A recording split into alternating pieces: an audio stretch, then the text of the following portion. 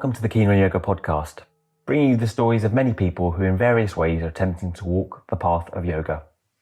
Our intention is to inspire your own practice and commitment to yoga beyond the mat and in all areas of life. We consider this an offering, a service to the community and labour of love. If you feel inclined, any donations are appreciated. Just visit our page and click the donate button at www.keenonyoga.co.uk/podcast. I hope you enjoy the show.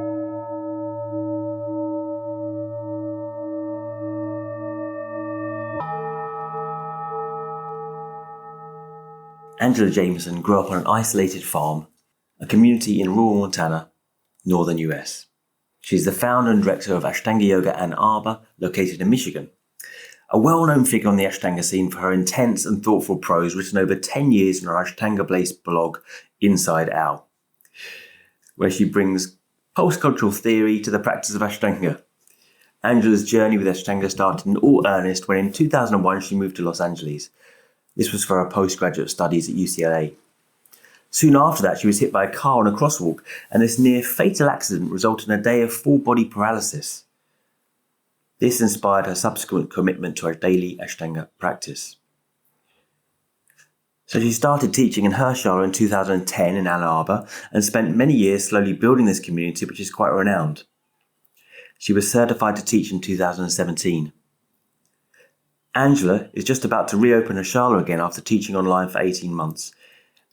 And in the meantime, she's located to a 2-acre plot in the forest outside Michigan where she has transitioned to living off-grid.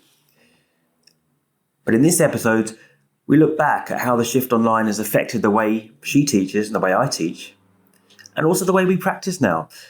For now, we practice at least physically alone, and this has had a huge impact on all our practices. So welcome to the Keen on Yoga podcast, Angela. So, hi Angela, to the Keen on Yoga podcast for our second attempt. The first one got lost, so here's Angela on her first podcast ever, but the second attempt at the first podcast. Let's see how this goes. Hi Angela. Welcome again. So Angela's here today to talk about the effects of not the effects of COVID itself on the Ashtanga practice, but the effects of teaching online on the Ashtanga practice. And it's been a huge shift. Everyone's gone online, and now everyone's coming offline a little bit, or some of us are coming offline.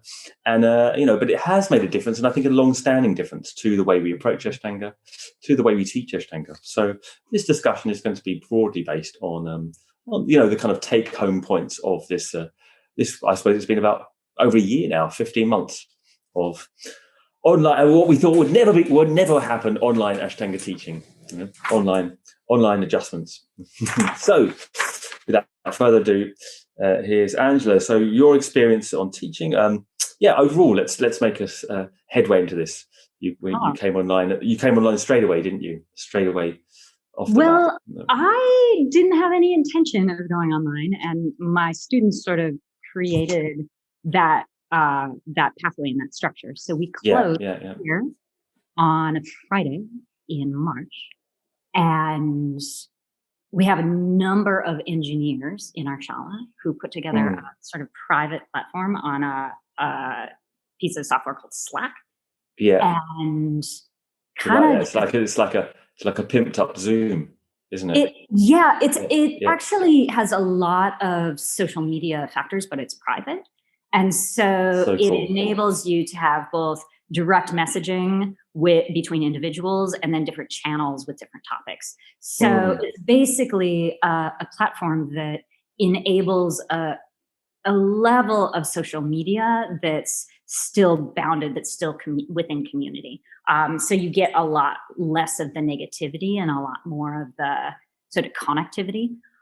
Nevertheless, I was super skeptical about all of this. I've had a little toe in the internet Ashtanga world since 2006. And at the same time, really, other than your blog, well, just having a blog. You had to blog, okay, your blog, okay, which my brother built for me, and he was just you need to write, do that. So he created that, named it. All that happened almost independent of my will. But that's also given me this sort of long view of the different generations of the way Ashtanga sort of manifests online. And, our shala doesn't even have a website. Like, we have a tiny website, no Instagram, no anything. My approach to the internet has always just been like, okay, like, we're going to keep everything in person, community building. So why they did that was that it facilitated like the mutual support of community. And then it also allows you to embed synchronous, like Zoom level teaching within the platform. And so my uncompromising mind over the course of about 48 hours, adjusting to this new reality, made that shift. And by that Sunday, I was doing my first Zoom class online, in part because I had a crew of 10 beginners that had begun 2 weeks earlier. And I was like, I'm not going to just abandon these beginners that I'd been preparing to start the practice for 12 batches of 10. And so I make them kind of wait until I have capacity and we start. And so a lot of these people have been waiting forever. And I was like, I'm not going to leave you right at the beginning of this crisis. So that's go back how to your blog things again. got started. And, pardon? I wanted to go back to your blog again. I just had a thought, of course you were online all that time before and you had that blog, and so you had a lot of interaction online previously. Did that did that affect I didn't ask you in the last one, but did that affect you at all in how you took up the interaction this time? I mean, how was the blog? I mean, it was very well known amongst Ashtanga people. You're one of the first people to really write about practice, and certainly I'd say probably the only person to really write in kind of in such a depth, let's say, as you did. You needed a kind of a good education, let's say, to understand that writing and make sense of it. But it's very in depth. It was very in depth. A trained philosopher, albeit would find that tough. And you did that, and you were very well known for that. And you're still writing it now. I ended up posting about twice a year now. It's still totally there. I really miss writing. But, Adam, it's kind of like the transition that you make as a teacher when you practice. If you're going to make that transition from the sweetness of being a student into the level of service where your practice is really for others, there's so much sacrifice that happens in that transition.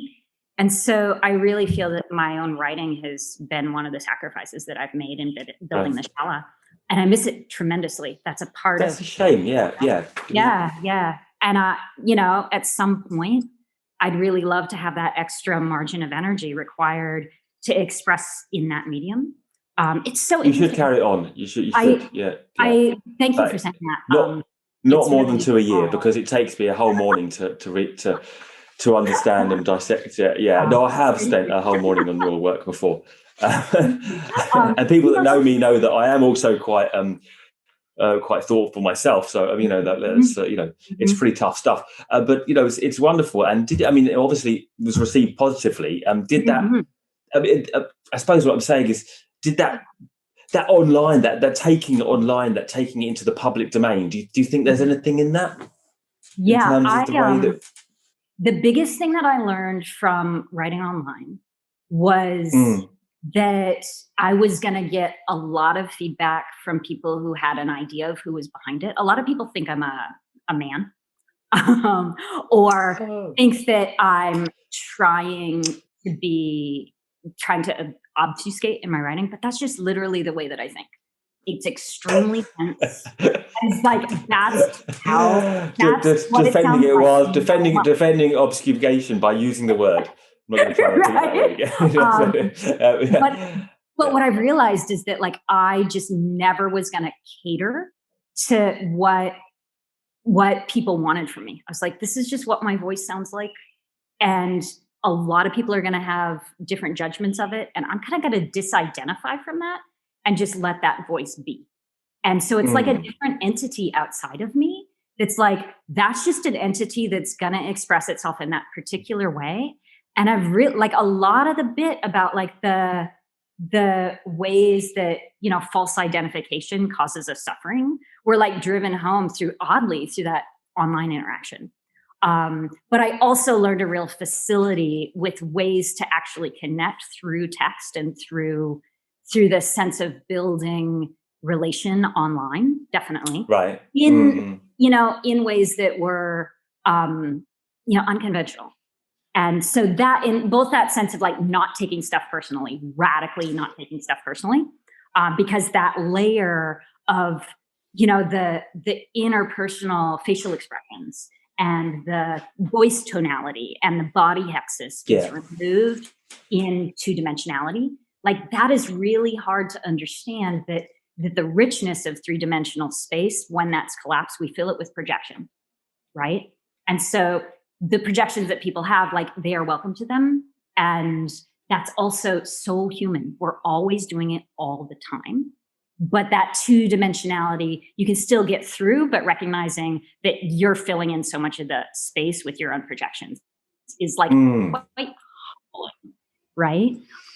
One other thing I want to say about this phase of... Yeah. Mm-hmm. I was going to say, it's still hard. It's still hard to deal with, kind of potentially negative feedback. And it's kind of, to this day, I find it kind of bizarre why people need to... I mean, it's like, if you've got nothing good to say, come on. I mean, it's like... And also, have you written like a kind of incredibly like involved blog for many years? No.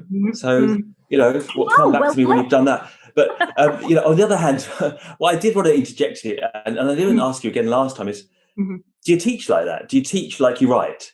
Because the Angela that I came to know through the blog, I kind of assumed would kind of teach in a kind of post-cultural theory-esque kind of manner towards the asanas. I mean, do you teach in a kind of dissecting manner? And how do you bring that to them? That's so interesting. I think I have a somewhat involved answer to that. First is,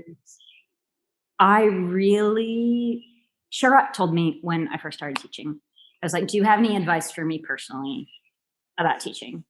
And he was like, teach about your teachers. Teach about the history of the practice. That's what you should be doing. I want your students to have that connection to the history of the practice and your teachers. And I just took that 100% to heart. So if I teach, for example, a new asana, I always try to say like, this was an experience I had with Mati around this asana. Or when Sharat taught me this asana, this was part of the transmission. So there's a bit of a sense of an interpersonal connection, and that my students are participating in something that goes back through beyond me. And so I'm just a link in the chain. And so in a lot of ways, I make myself like a little bit more transparent. I'm not bringing my whole interpretive structure to those interactions so much as being like, okay, like this is a chain of people. I'm just one person, and you take me out of that, and you're still part of a chain of transmission that goes back in the history of the practice. So I think that having that one really formative piece of advice has helped me recognize that my coloring and my interpretation on life and practice is just one little contingent possible filter that you could put on it. And so the one thing that I would say that is really based on my, my degrees in philosophy and sociology and history is like, I'm always just kind of saying like, this is situated knowledge. My perspective is situated in these ways, right? Take it or leave it. Yeah. You can't help but color it. And I think if you're going to be a teacher and inspiring figure, you have to be a person as well. You have to be a person, a real person, and admit that you do color it. And your coloring is just as, although, we all love Matty, your coloring is as equally as valid as Matty, as Matty's was, right? Like if you're I mean, as much as we have influences. Totally. And you and I, Adam, have put in like the years and years and years of daily practice to have an interpretation that's based on experience. So there is a level of expertise that is very valid. And the students are often reflecting that back to me. They're like, okay, but based on your 21 years of practice, what do you have to say about putting your foot behind your head? Right. So they're very often, the students are trying to draw out of me more than I'm willing to give. And I like that dynamic of like, because I am so interested interested in everything all the time. The practice fascinates me. It's ever new. Like to be a little like focused on the student's direct experience and let them be the driver of how much information they want has kind of been my approach. And that's another thing that I really learned from Sharat is like less is more. I do get confused by the expertise thing, because although obviously the teacher is meant to know more than the student, sometimes the student has more of a kind of a fresh approach to the teacher. So I think, the expertise can equally sometimes blind as well, right? So it's a tricky one. Especially in these times where it's like, well, the practice has a different manifestation if you're doing it alone every single day for 15 months. Yeah, we have to get onto that now. Let's segue nicely onto the fact that people are practicing on their own now. Kind of, albeit with the kind of radio in the room of someone. I kind of look at it like having the radio in the background. And they are practicing on their own. They're not practicing with the community of people anymore, next to people, and riding on the coattails of other people's energy, and having a different experience than maybe they feel. Right? I mean, we talked a lot last time about the idea that maybe you don't feel really like super energetic, or you maybe feel a bit sad, you maybe feel unmotivated or disappointed, or many aspects of that we can easily, because we'd rather not feel those things, we can easily kind of cover that over in a group dynamic. We can easily kind of decide to put ourselves in a place where we don't have to look at that, because it's kind of although it's we know we need to go there, usually we'd rather not feel sad or depressed or angry, or and it's just nicer just to go into a room and that's good in a way, because it gets practice done. It gets us through. That's the support, i.e., inverted commas. And I'm not keen on using external terms, but sangha. But on the other hand, it's it can be a bit of a false friend in the end when the practice is meant to take us home to ourselves. Right? Well, what's coming up for me when you say that is like, I feel like we all kind of got the memo about spiritual bypassing like 10 years ago. Most of us have read Cutting Through Spiritual Materialism. Most of us have this idea that it's a great book. If you haven't read it, if you haven't, do so. We know that we don't want to use our spiritual practice to suppress our inner reality, and yet this thing that happens with the shared energy does have a function of, we merge with a group, and that group experience becomes its other, like something that's greater than the sum of its parts. And that's really, I definitely have moments where it feels like we enter a portal when we're teaching online. That still sometimes does happen in the lead class setting. Never if I'm just walking practice my third style. Right, you feel that somehow there's a shared, even coming through the kind of the wires, as it were. Yeah. Wow. And it actually started at the beginning when Zoom was really glitchy.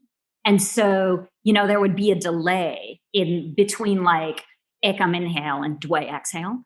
And the students would talk about how like in that delay, in that liminal space where you're waiting and there's just emptiness, they were so aware of the 100 other people in that empty space. And it's super interesting. And so they continue the way that the projection of the mind fills in the continuity of experience, they would continue. And then my voice would cut back in, and there would be that auditory stimulus that reminded you that there's 100 people doing this thing, which is Adam, you and I have had that all along. Probably when you get on the front of your mat and you say the mantra at the beginning of your practice, don't you always think of oh, I'm not the only one doing this thing? So many of us over the years have had that. But this is no, I don't feel that, because I've always, I always felt like I didn't want to take comfort in the fact that essentially we are alone in the practices to deal with one's own sense of subjectivity and the fear of aloneness, and obviously what that suggests, in the upcoming future, let's say, right?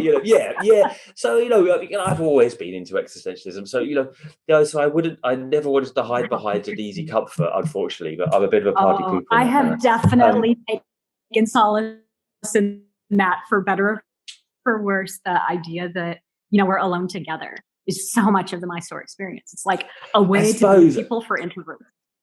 I suppose, and again, like I remember talking to you about this before, like, now, I mean, we're talking that, we don't have to get up at a stupid hour in the morning, right?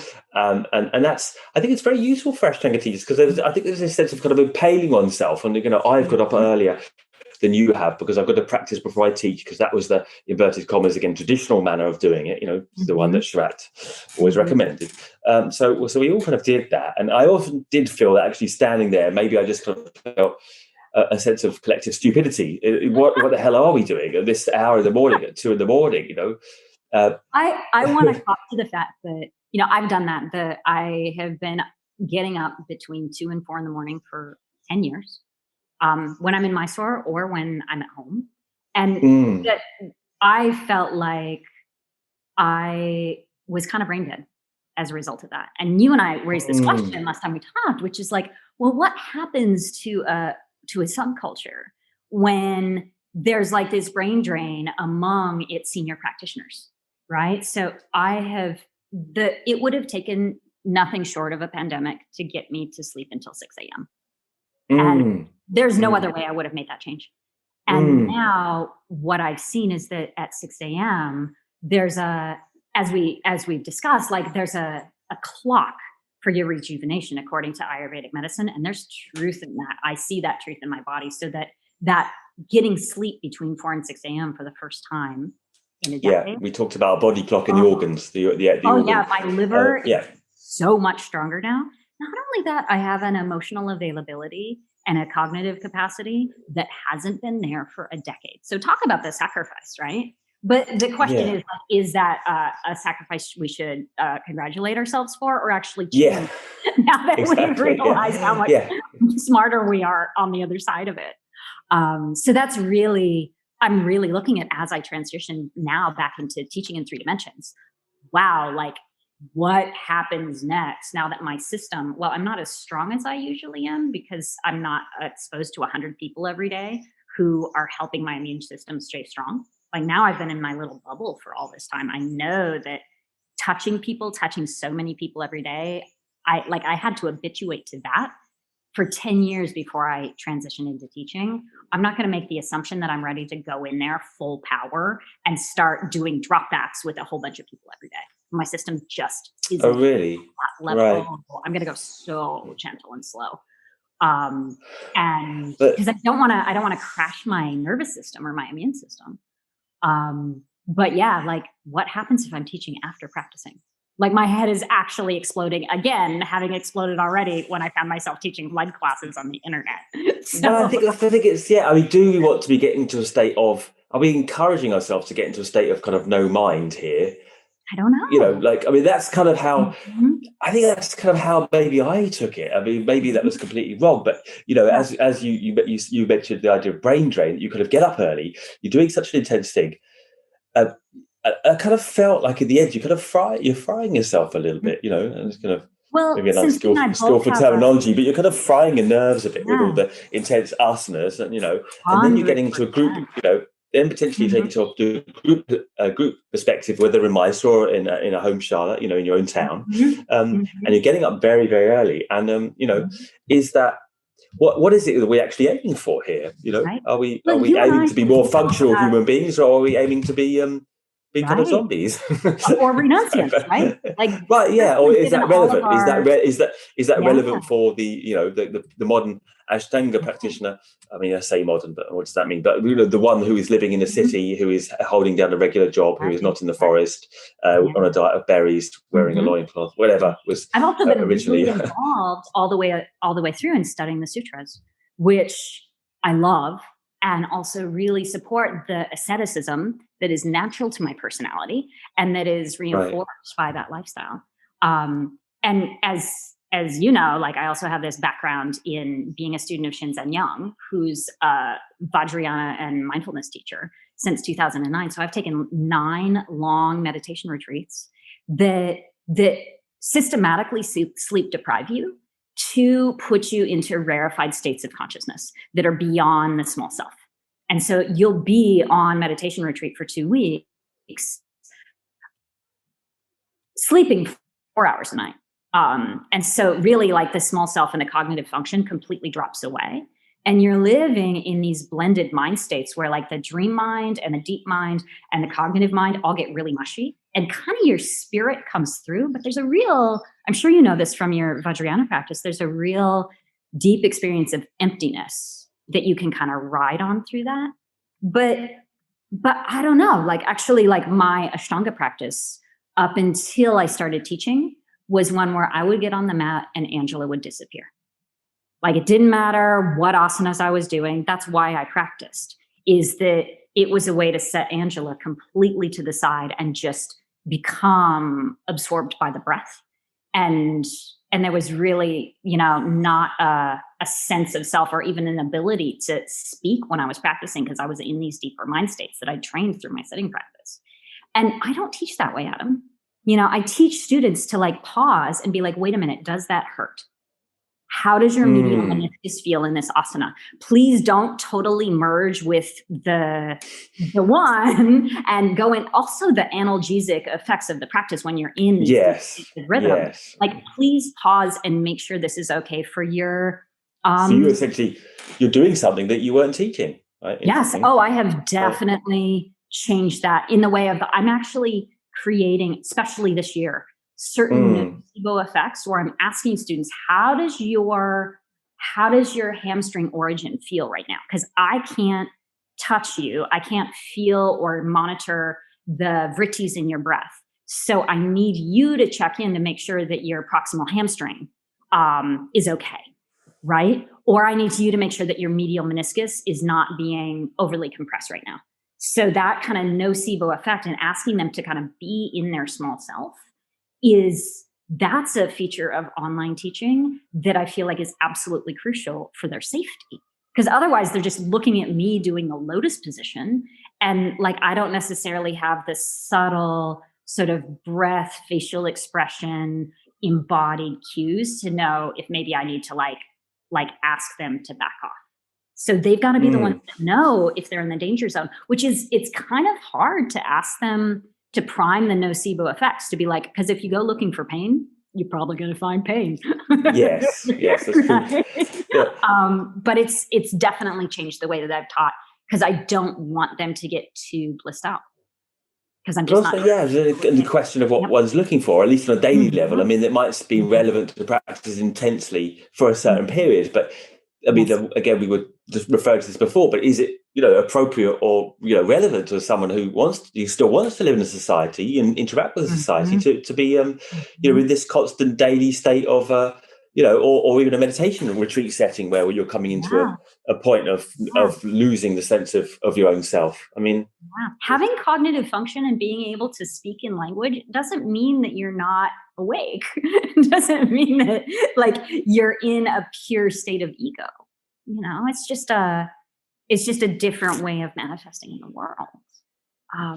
So like that sense of like the shared energy in a Mysore room feels really related to this, because you can, like, when the boundaries of the small self sort of drop away and you merge into a Mysore room, that's always what I've been trying to create at our shala, is a sense that you cross the threshold and all of a sudden what you thought was wrong with you, you woke up with a headache or you have no energy today, you cross the threshold and you're like, wait a minute, where is that sickness? Where is that horrible mental state I was in? Very often drops away, because so many of the stories that we tell ourselves, you put them in check as you merge with that, like that gestalt of the breath.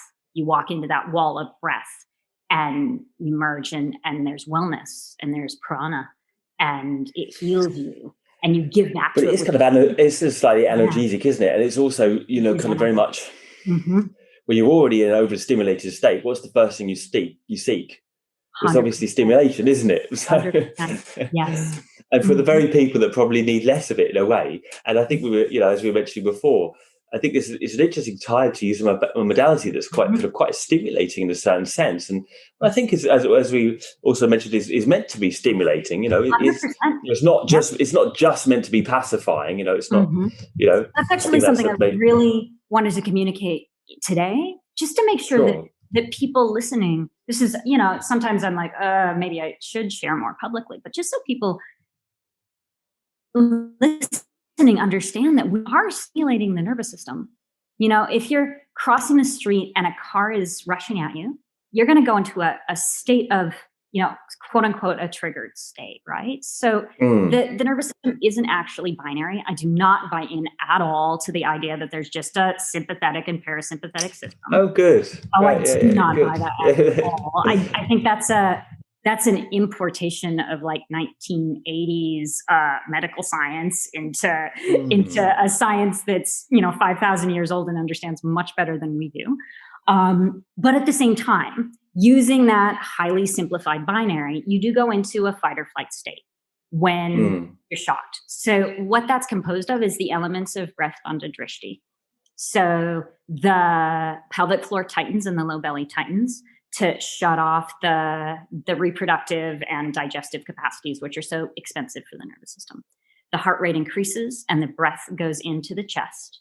And your peripheral vision drops because you're focused on the threat, right? So that is what breath bandha drishti simulates. And it blows my mind, Adam, that without any model of the sympathetic parasympathetic nervous system, our practice comes from a place of understanding that these three elements of closing the pelvic floor, breathing in the chest, and keeping the gaze steady will totally change your state of your nervous system.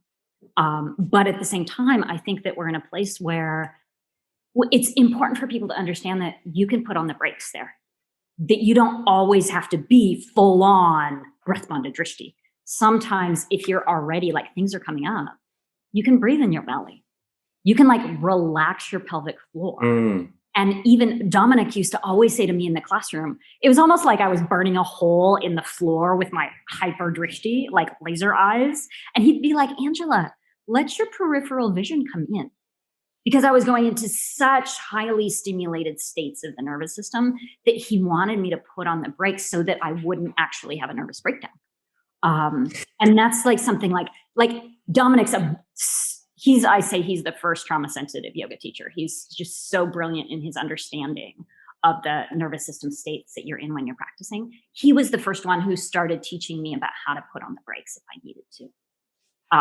But the method is, definitely you are stimulating the nervous system so that you can learn to still connect with others when you're stimulated instead of interpret everything as a threat, which is what we usually do when we're in those more triggered states. So do you think that's come through in this kind of home practice scenario more? The ability to take care of one's own state, right? Oh my God. Like you're saying, if something's coming up, well, cry it out, let it come up. And now, because there's not that social pressure to conform on the level of the nervous system state, I have seen my students show so much intelligence of I actually, I've been through so much. I got on my practice on my mat. I did a sun salutation today and then I cried, which I just heard recently from somebody, and almost maybe something's wrong. I'm like, no, it's a sin to keep it in. One of my Ayurvedic doctors said that to me. And I do feel that sense of allowing, especially because there's been so much suffering this year, seems like I'm gonna be very sensitive to that, going back into 3 dimensions of we don't necessarily want to drive everybody into the same nervous system state when we have uneven levels of trauma, frankly, that we need to well, also it's just a question of kind of reassessment of what we're practicing for, because it's easy to just kind of keep chasing the rabbit, isn't it?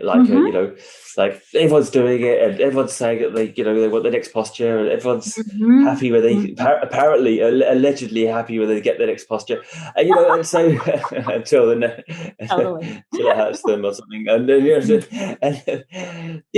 and what are we? It's just kind of time for reassessment to say, well, actually, what are we looking for here? Are we looking just to try to get by and just to kind of try and feel okay every day, or are we looking to really go into the states that are underneath and try and somehow kind of reconcile ourselves, I suppose, to certain feelings that are easier brushed under the carpet.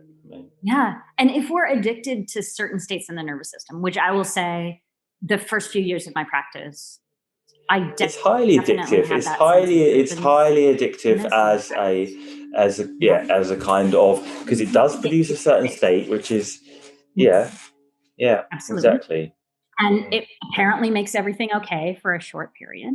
But just think about the chemical and hormonal fix that you get from such powerful practice. I feel like the sooner you can break that addiction, you like the compulsion that drives you to practice. Well, that also can kind of fix you in a really reactive state, where as far as spiritual growth, like if you're compulsively addicted to putting your foot behind your head every day, the likelihood of like burning through your samskaras and dealing with your kleshas is not great, because that's such a state of attachment. It's just a distraction, isn't it? It's just it then becomes distraction. Like I remember one student saying to me, "Why I get so upset and worried and frightened when I'm approaching this posture that I'm doing, right? Like it was probably Karundavasana or something like that."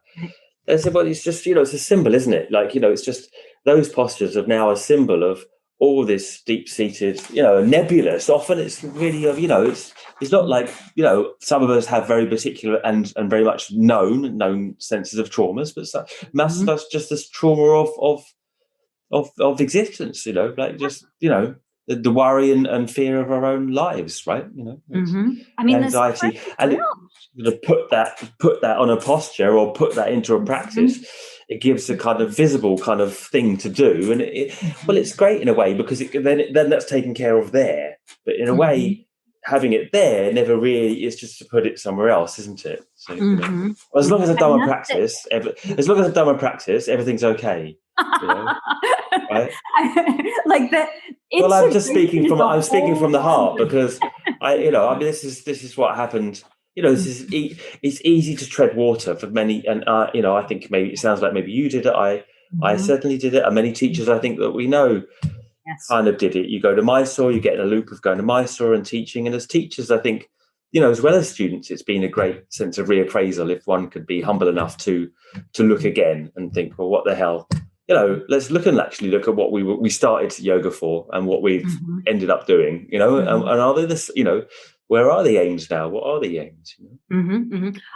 What this brings up for me is something that's so like primary in my life experience, which is, so I grew up in a super rugged rural environment in Montana on a ranch. And we found our own water in a well. We raised all of our own food. Rural Montanans tend to be what they call libertarians, or, a lot of them are what we call preppers in the United States. And I was definitely in a world of people who are very survivalist in orientation.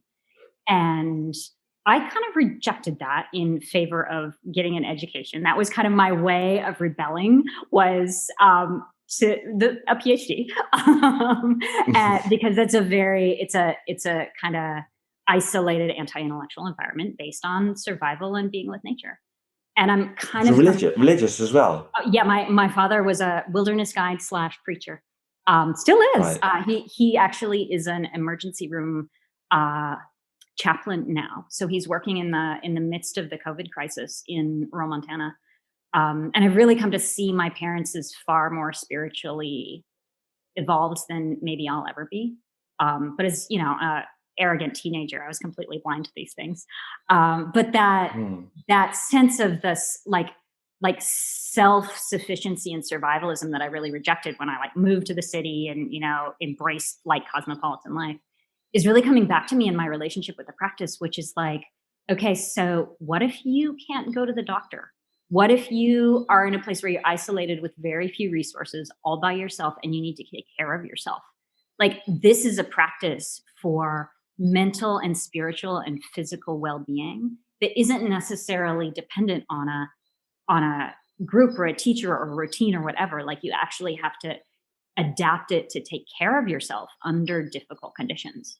And there's something about Ashtanga that really appeals to that old part of myself that I kind of rejected, that survivalist person of oh, wait, this is just a personal tool for all wellness on all levels.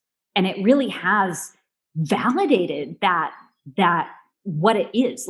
It's incredible use under even the most difficult of situations,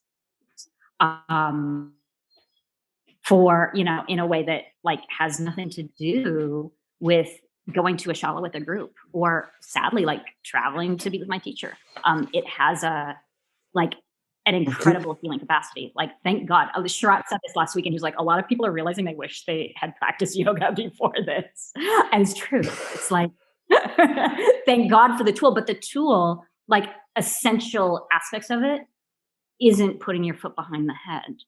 The essential aspect of it isn't like asana performance. It's like the ritual. And I think maybe that has been slightly, yes, ritual, exactly, and method and structure. But and these things and the breath. Yeah. It's a training. It's a training that is. I think it's important that it's in the body, but it's definitely well, you know, I mean, without getting into cliches, it's obviously more in the body, but we don't necessarily know that because we naturally know ourselves as individuals. When other individuals there, we're all to different degrees lacking in one's own sense of self, and therefore we get into this comparison thing, you know. And I think that's a really interesting thing. The way the online thing is going is. Less people are coming up to the screen and staring at other people, which they generally don't do. Because I would probably see that. You know, they don't. You know, we don't have this now ability to kind of, how you say, value our practice basically in comparison, right? And how we're doing as opposed to how the person over there is doing, like how our competing mate in the corner is doing with that posture now. You know, so it's kind of it has taken it to a different realm, albeit unrequitedly, or perhaps you know, we wouldn't have chosen it. You know, it's right. I've been really thinking very positive with that. Yeah, about drishti, like the holographic nature of drishti, and the way in which, like, where your sense of your path and where you look to for validation or direction is reflected by like that idea of like literally looking at your thumbnail or your tip of your nose or something like that. Like the micro and the macro drishti really have a interaction. And in this setting where it's like, you're just there with your micro drishti, like the actual tip of the nose, I do feel like there's something really beneficial about that. Be like, this is me and my life. And, you know, my cat who's climbing on me and my 2 children. I've definitely gotten to know very many cats and dogs and toddlers this year, right? But that's the world. There's a sense of realism into it, isn't there? There's also a sense of realism in the whole perspective, and getting to know people in situations as well, in the home situation. It is. And I think it deepens the connection, and also the possibility of expanding the role of a teacher is kind of interesting as well. I mean, I wanted to touch on this because, you know, my big thing with the practice, my big thing with the practice now is as a guy, you know, and as someone who, you know, who practiced to a degree, a level. If I was, you know, standing there in front of someone and then saying to them, well, you know, why you could do that or this or that, it's very weighted. You know, it's very weighted. And I never really felt comfortable with that. But I never knew how to nuance that in such a degree that I could say, look, take it or leave it. This is a possibility. And I may be wrong here, you know. And you know, and now online, you know, the beauty of the online format, which I've enjoyed, and I don't know how that might translate, you know, going on in person, is this ability to very much have I mean, I know that you mentioned the role of the expert. You know, to degrees I'm there with you, but to other aspects, I very much like the idea of a kind of informed or kind of helper or someone else on the path who's just saying, well, look, these are different ideas, but at the end of the day, it's you doing this, and that's the point. It's not my authority that you're looking to follow. This is your experience of uncertainty, of struggle, of not knowing, you know, of all those things, and that's what makes it. That's what makes it. So, because you know, it's easy with the teacher. I would just finish saying this: it's easy with the teachers in the room just to think, well, the teacher's the conclusion. They're the answer. Yes. You know, they're the Wikipedia. Just the Google search. Just type in, and the teacher will, you know. That takes away. Yeah. If you've been to Mysore, you kind of know that because from my teacher to like stand in the authority place so many times. Of course, we all want that. I mean, this is where. Like, I really have connected most with Sharat and Dominic, where they're just like, actually, this is on you. in subtle. I was going to say that if you ever read to Mysore, you kind of realise that you don't really, you definitely don't get that in it.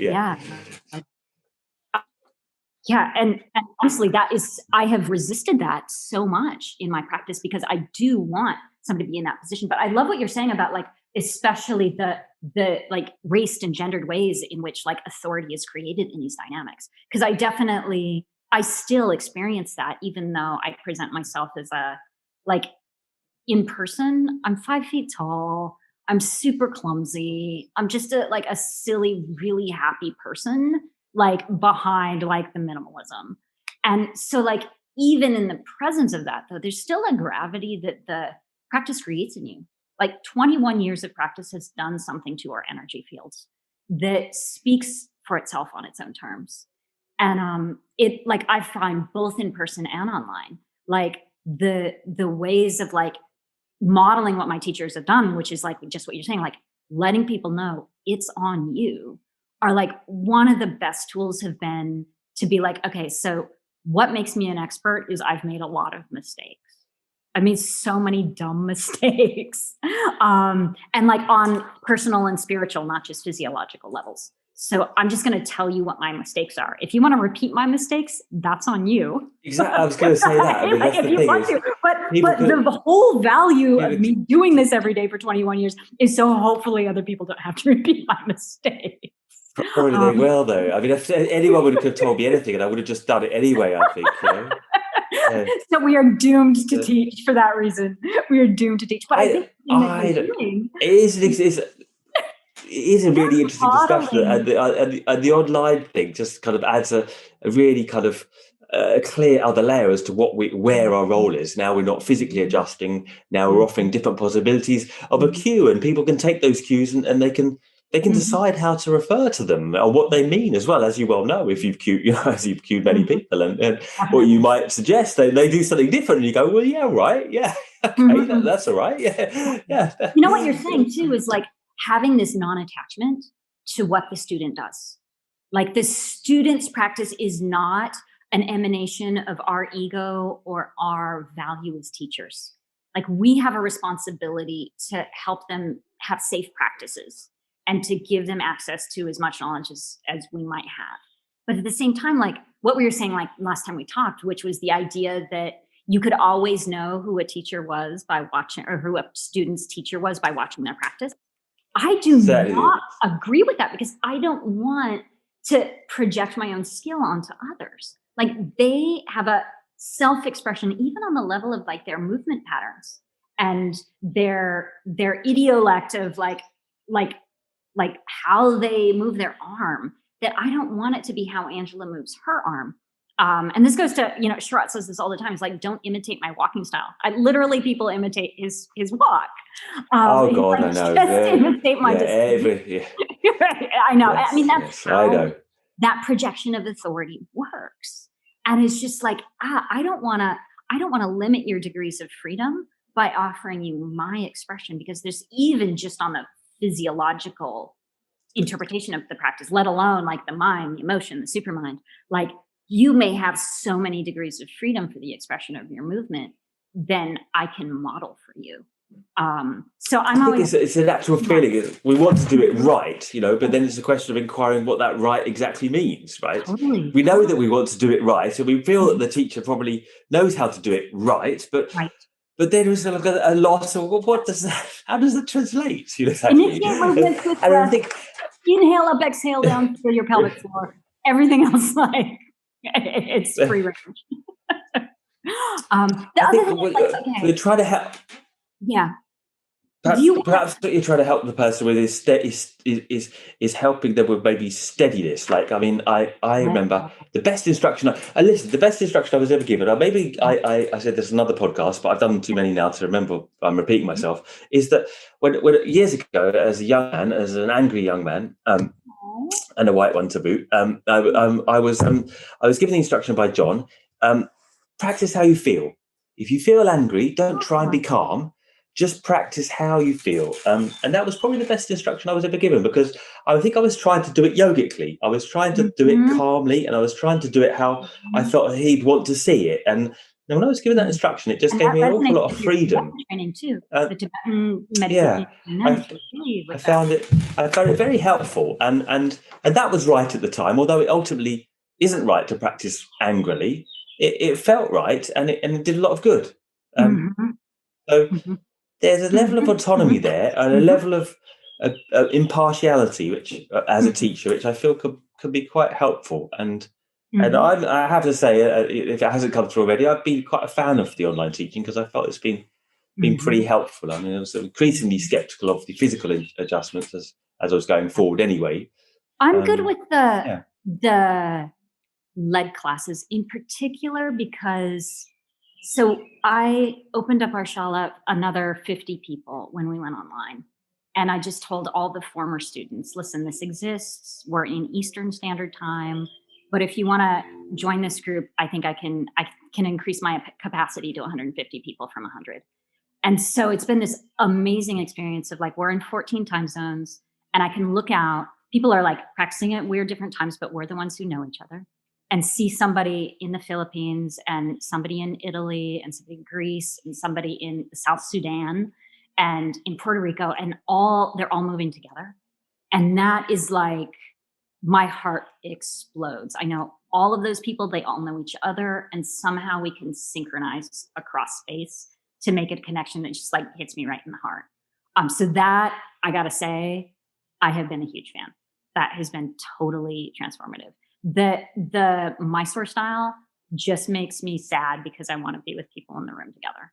There's a je ne sais quoi factor for me where I really want to recognize there's like a human shared thing that I have a commitment to getting them back together in the room. So I am going to transition them back, but I think I'll maintain some of the online teaching for the long term because of that sense of other connection with people I already know in the three-dimensional thing. One other thing I wanted to say earlier was I have a lot of weird experiences of time and space. Like my sense of those dimensions is like very, very, like, meditation does. Why does that surprise me? Yeah. Totally. But like working with people on their own terms, like when they're doing their self-practice and we're talking about their self-practice, it's like, okay, I know your past body and you're in this body and it's a little different from the past body that I know. So let's also keep in mind the future body. And so I'm always saying, like, what does your 80-year-old self need from this asana? Like, really think about what's sustainable for the joints, what's sustainable for your relationship with your practice, assuming you're going to want to practice all the way through. And then I had a student who was like, Angela, I turned 80 last year. Knock it off. Like, I need you to teach my 100-year-old self. She was actually like legitimately like, wow, wake up, Angela. Like the 80-year-old self is now. And so now we talk about the 100-year-old self, like on all dimensions. Like, can we both recognize like compassion for the past self that got these injuries? Do you want to practice? Does that mean practicing like a granny? My God, maybe, but like a very awesome granny. Like I would say, like there is a sense that I love practicing so much that I want to think about being an old practitioner. I mean, I'm already 44. Like there's already a sense that my joints are not what they were when I started when I was in my 20s. Yeah, no shit. Right? So different. But I mean, if someone said to you, "Oh, practice like you're 100-year-old," a couple of years ago, you would have said no, thanks. Where does circumspection meet? Kind of just over reticence. Let's say. I don't know, but like that sense of like, because we do it every day, like just having like opening up that field to be like, okay, this everyday thing is like probably going to keep going. I mean, you and I could quit practicing tomorrow. Who knows? We might surprise ourselves, but probably not. And so like keeping the pathway open for those future selves in the same way that like what's happened to me during the pandemic is like all these old memories and the connections to all my past selves. It's kind of like I'm understimulated. So I'm having all these memories of being like a 23-year-old practitioner and like feeling my 30-year-old body that's really coming back into, and I'm like redigesting those experiences. And so like both the sense of like being ever young on the mat, like what about the granny like practicing like she's 20, right? Having that like bouncy energy. That's something I really like. He walks to the room, and if you don't see his face, his energy is sometimes like about 18 years old. And so like having access to all that dimensionality across time, like I feel like you're taking care of your whole self in a way. And validating, because a lot of times you start a practice and you're like, oh my God, I've been so stupid all along. And even now, like I can look back at the way I interpret Ashtanga, like when I was in my 20s and be like, oh my God, I was so lost and asleep, right? But also recognize that I had to be that person in order to be this person, is part of that, like the bringing the compassion in. And like the Ashtanga hasn't always been a like compassionate path for a lot of us. No. Right. So like really accepting like that sense of like it is a path that can be with us for our whole life. That has at least helped me, especially in internet times. Because I'm not like, I very much feel like that sense of practicing safely that is something I am responsible for, because a student learning the practice online doesn't know that hamstring origin attachment injuries are chronic in this method. They don't know that the medial meniscus or the S5L1 are areas that are gonna be challenged unless you're careful. And so that's a way of being like, instead of like scaring them, just being like, okay, like think about the long duration. Does that make sense? How yeah. Last thing before we round it up, how would you encourage a student then? How do you encourage them? Because everyone wants to feel like they're progressing, right? Everyone wants to, it's a motivating. As long as you're an ego, you want a sense of visible development. I mean, we'd be lying to say we didn't want a sense of visible development. So we want that to keep going, right? Most of us do. And yet we also want to be safe. So how as a teacher would you practically advise and kind of challenge and inspire someone, towards development, and but yet keep at the same time kind of aware? My biggest question would be: are you glad you did it today, or do you regret that you practiced today? Like instead of looking to the practice itself as the zone of improvement or growth, look to the life as the zone of growth and well-being. So if your life feels better today because you did it this morning, then probably the practice is correct. We always use the mantra, notice the effects. Notice the effects, notice the effects, notice the effects. So also those very Reassessing practices, like, are you pissed off and emotionally unavailable through the day? Like, it sucks to recognize that, but notice the effects of those more Reassessing practices as well. And then you just do some great backbends and then can't really get up off the chair later in the day. Right. And then have like no equanimity with like being out of coffee later. Right. And so like noticing the effects in the life instead of noticing the effects purely in the field of practice. I think meditation teaches that too. Sometimes meditation is just pure health.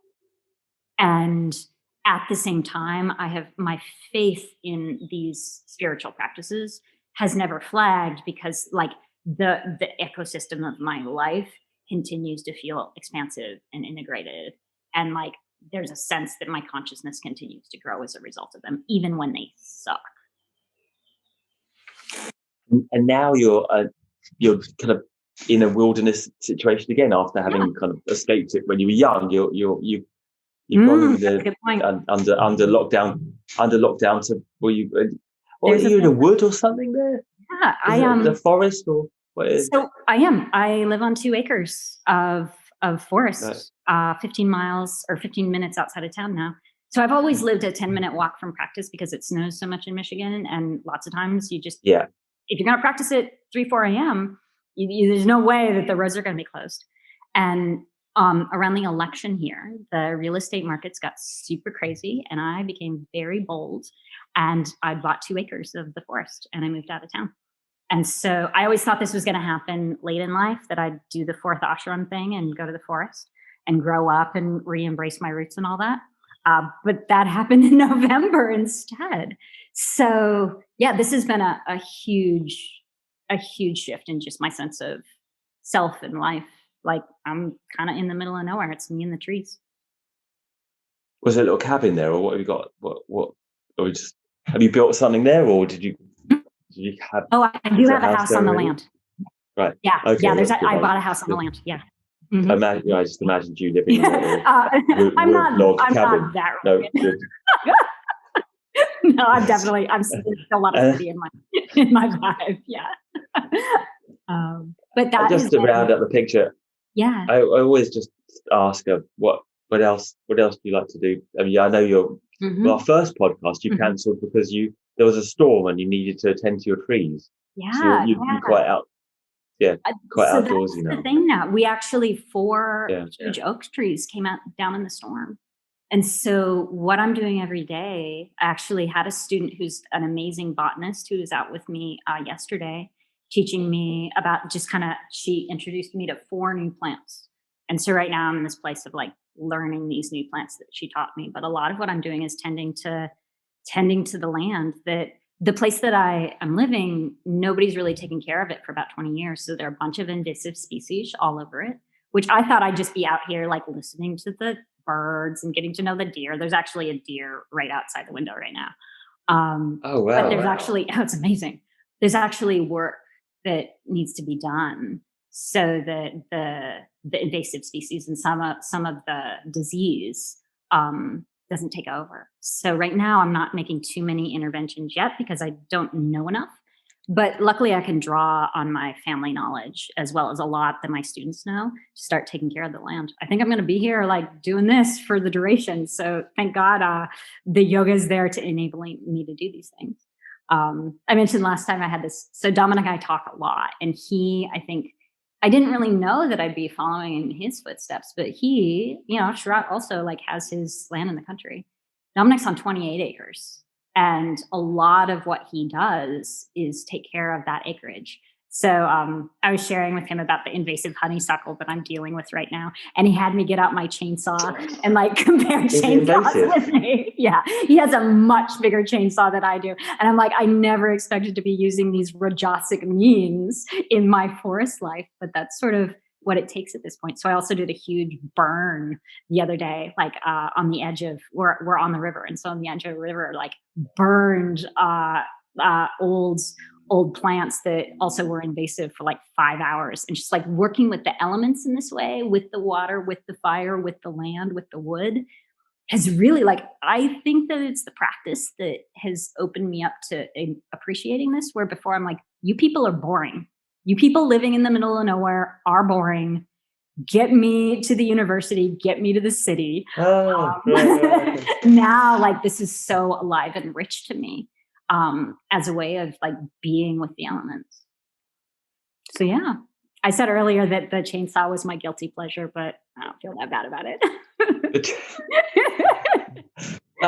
That is the best guilty pleasure that anyone's said. That much better than chocolate. Chocolate every day. Come on. Right. Now that our digestive systems are capable. Yeah. Anyway, awesome talking to you, Adam. Thanks, Angela. Take care.